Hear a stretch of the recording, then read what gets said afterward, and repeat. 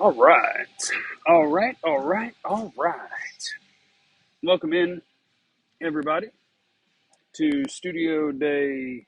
That's not really Studio Day Heifer, I guess, when I'm in Oxnard at Cowboys training camp. But I tried my best to find a decent place to broadcast from, and they're playing music. So that's on the field. There's nothing I can do about it, but I do have Anthony Barr updates for you, both in terms of his health and in terms of his contract and in terms of his role with the team that they're expecting him to have.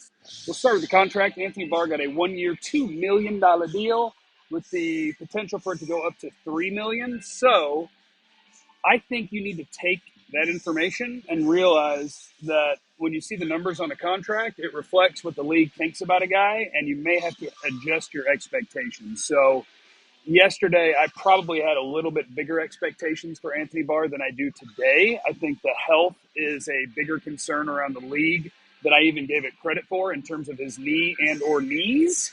McCarthy actually mentioned today, I'll give you updates on Tack McKinley and wide receivers at the end of this bad boy, okay? But I want to do Anthony Barr first.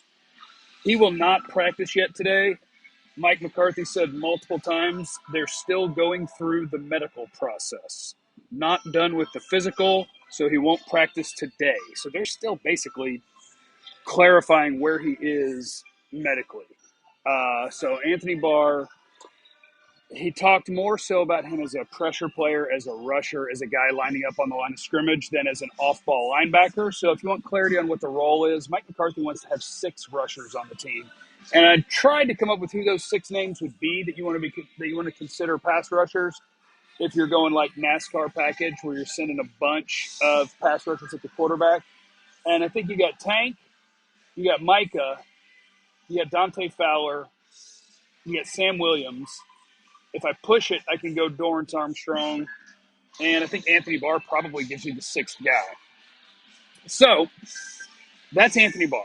$2 million with the possibility of going up to 3. His role will be primarily as a pass rusher, and I would anticipate, based on the money he got, that it's not like he's going to come steal Leighton Vander Esch's starting job and steal all the snaps from Jabril Cox and Leighton. It does free them up to use Micah as a pass rusher more, which I think is awesome. A lot of times the Cowboys and other teams now will play 5 guys kind of along the line of scrimmage for run defense. So that is your Anthony Barr update. He is here at camp. He will not practice. They're still going through the medical stuff with him. $2 million, possibility of up to 3 if he hits incentives. And Mike talked about how it's a 17-game season. You have so many different packages and looks that you want to give to people that Anthony Barr is going to have a role. But don't expect that Anthony Barr is going to come be like the star or the second star of this defense. I think based on the way I'm feeling about what they're saying medically about him and what his contract says, that he's here to be a contributor and play some sort of a role, but not some giant game-changing or defense-altering role for Anthony Barr. Second guy that I want to talk about is Jabril Cox. And by the way, if you're in here, there's 179 people, 183 people watching right now and 28 likes. Do it for the algorithm. Do it for the algorithm. Hit the like button. Be a good friend. Jabril Cox update and something you might want to be worried about before I get to the wide receivers. But first, I have to tell you about my friends at BetOnline. They're the fastest and easiest way to wager on all your favorite sports contests and events with first-to-market odds and lines. Find reviews and news for every league, including MLB, NFL, NBA, NHL, combat sports, esports, and even golf. The Texas Rangers didn't do hardly anything at the deadline. BetOnline continues to be the top online resource for all your sports information. Live in-game betting, props, and futures. Head to BetOnline today or use your mobile device to join today. Make your first sports bet. Use our promo code BELIEVE50, BLEAV50, to receive your 50% welcome bonus on your first deposit. BetOnline, where the game starts. That's right, Vance. Get the money. Barr will be more productive if he's not the starter. Yeah, we'll see. And I don't know that he'll be the starter. I think if you start in what the Cowboys would call a base defense, yes, that's BLEAV 50. I would guess Anthony Barr is not going to be a starter. I think they and the rest of the league have enough concerns about him medically that it's kind of going to be a pitch count thing where they don't want him playing 60% of the snaps, maybe more 30% in whatever packages and roles they decide is best for Anthony Barr. Now, I don't know that this is cause for concern, but it's cause for or at least an eyebrow raise, because when Jabril Cox was held out of practice the other day, he and Jake Ferguson and who am I missing? Three guys were held out of practice. One was Achilles, one was hammy. Ferguson was the hammy, and Jabril Cox was knee. And it sounded like it was the same knee that he just recovered from. Jeremy Sprinkle, thank you, Mojo. Yes, Jeremy Sprinkle is the other guy who missed practice. Well, McCarthy at the podium. We got practice that's going to start here in about 20 minutes, 24 minutes. And it may not be a major concern. The only reason it's an eyebrow raise is the other day at the podium, Mike McCarthy told us not a big deal with Jabril Cox. We're just holding him out because we want to be very careful with the knee that he just recovered if he feels anything there. Well, he also said, but he will practice. He's scheduled to practice Thursday. Well, it's Thursday. And at the podium, he said, we're going to hold Jabril today. He's not going to practice. And he's scheduled to practice Saturday. So just anything that is a change of the original plan, I think, is worth noting. And that is a change of the original plan. That he was supposed to practice today. Now he's not going to practice today. And we'll see where they go with Jabril Cox. But he ain't practicing today, and he was supposed to.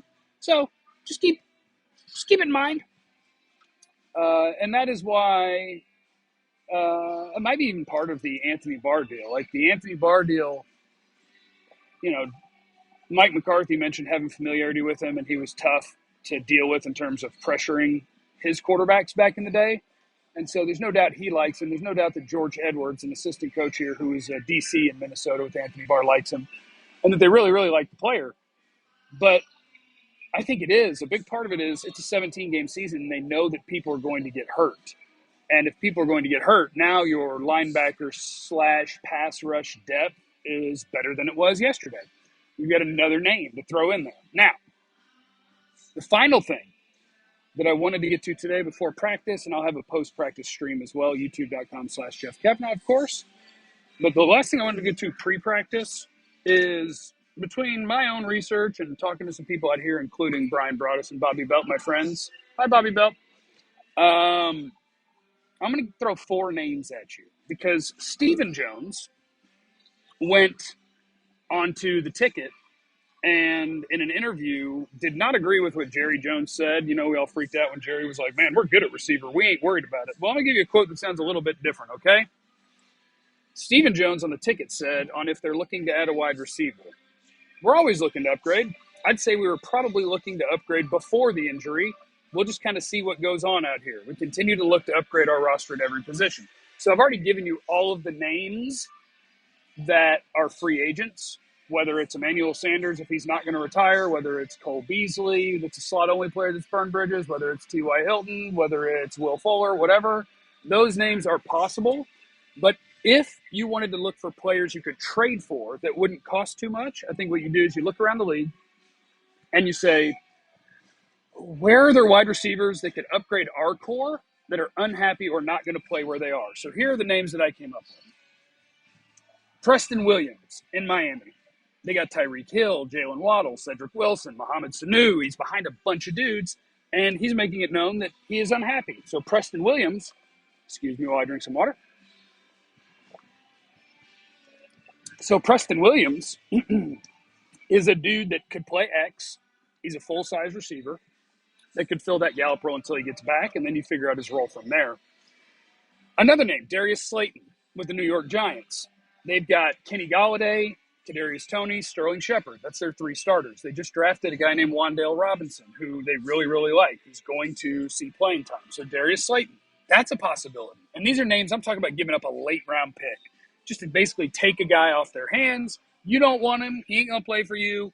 He will play for me at least for 4 or 5 weeks. Here's a late-round pick. Preston Williams in Miami, Darius Slayton in New York. Jalen Reagor in Philadelphia. They acquired A.J. Brown. They got Devontae Smith. Quez Watkins is their 3rd starter.